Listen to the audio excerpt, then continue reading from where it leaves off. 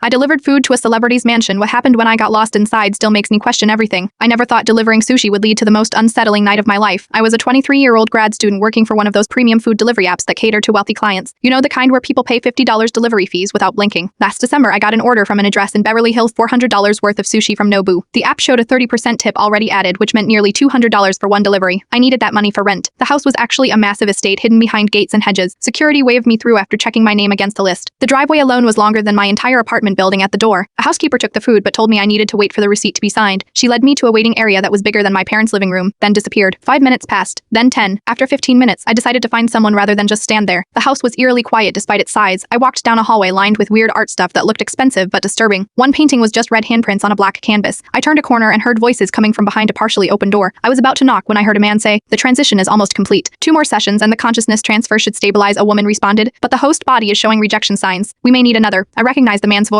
He was a major action movie star, one whose face you'd instantly know, the kind who does his own stunts and has been mysteriously looking the same age for decades. I must have made a noise because the door suddenly swung open. The movie star stood there, but something was wrong. His face looked slightly loose, like a mask that didn't quite fit. His eyes had a strange silvery quality I'd never noticed in his films. "You were not supposed to be here," he said, his voice perfectly matching his movie persona, yet somehow mechanical. "I'm sorry," I stammered. "I am just waiting for the receipt for the food delivery." He stared at me with those silver-flecked eyes. "Marta will handle that. You should leave." Behind him, I caught a glimpse of what looked like medical equipment monitors and stands and something that resembled a tanning bed, but with wires and tubes connected to it. The woman I'd heard was there too, wearing what looked like a lab coat. She quickly moved to block my view as the actor escorted me back to the entrance. His movements were strangely fluid, almost too perfect. He placed a hand on my shoulder, and it felt wrong. Too cold, too firm. "You got lost, that's all," he said, his $1,000,000 smile appearing perfectly on cue. "You didn't see anything unusual, just a home gym with some recovery equipment?" "I'm training for my next role." At the door, the housekeeper reappeared with a receipt and an envelope. Inside was $500 cash on top of the app tip. "For your discretion," the actor said. "Fans are always trying to get glimpses of my private life." I nodded and left, but as I walked to my car, a different staff member approached. An older man with worried eyes. "Whatever you think you saw, forget it," he whispered. "For your own safety. They replace people who know too much." "Replace?" I asked, my heart pounding. He glanced nervously at the house. "Why do you think some of these celebrities never age, never get sick? It's not just surgery." He pressed something into my hand, a small flash drive, before walking away quickly. When I got home, curiosity overcame fear.